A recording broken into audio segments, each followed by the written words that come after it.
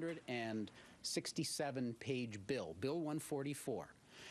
There's some very good items in the bill, and there's a lot of fluff in the bill. But if you look at page 162, this is what that whole bill was about. It was the final piece needed to do what they had planned to do all along. Schedule 22, Section 7, item number 1. It allows them, it's one sentence, it allows them to reimburse the Crown for monies spent on infrastructure. Now we know. Now, in their own document, Bill 144, it lays bare that they had never planned on using the hydro sale money for infrastructure, additional infrastructure. It was already in the budget. It was in the 2014 budget. So now, when you put all those three pieces together, you see the long-term plan that they've had to be able to actually sell hydro, use the money to put in the budget to balance to help balance the budget and to put against the deficit.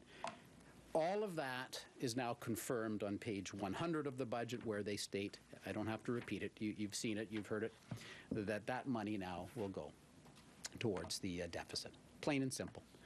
The only other comments that I would make are just looking at the Financial Accountability Officer. If you look at his numbers where he saw 2015 and the next 2 years' budgets, this government has put $8 billion more in revenue. $2 billion this year, $2 billion next year, and $4 billion the year after in revenue. $8 billion higher than the FAO said we will achieve, and we will only achieve that number if revenue grows at 4.3% and if spending only grows at 1.4%.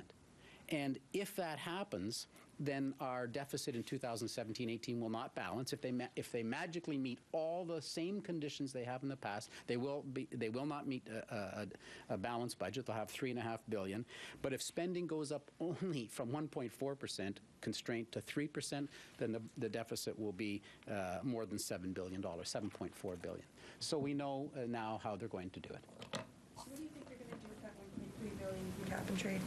Well, look, we've always said that, first of all, if you're going to look at a plan for cap and trade, you should be looking at something that is revenue neutral. Here, this is just another tax grab. That is the sad part of the Ontario Registered Pension Plan. They will be using that money to help balance the budget. They will be using the cap and trade money to help balance the budget. They'll be using the sale of the, well, I can tell you how. How the RBP isn't going back to government revenues, though? Check Mitzi Hunter's comments over the summer when they talk. The fact of the matter is, it's 1.9% off your paycheck from the employer, 1.9% off the employee. If you look at the 2015 budget, it talks about how the pension fund will help build transit and infrastructure in Ontario. So you'll have to ask the government how they plan to do that. Because pension funds will be investing through P3s. I don't think they're talking about going into government coffers, Vic. Really. Well, I do, but based on the budget, based on the document that we read, I certainly read it that way. When you've got the cap and trade money, when you've got the pension money, when you've got the sale of the additional assets over the next year, we believe all of that is necessary for them to help balance the budget.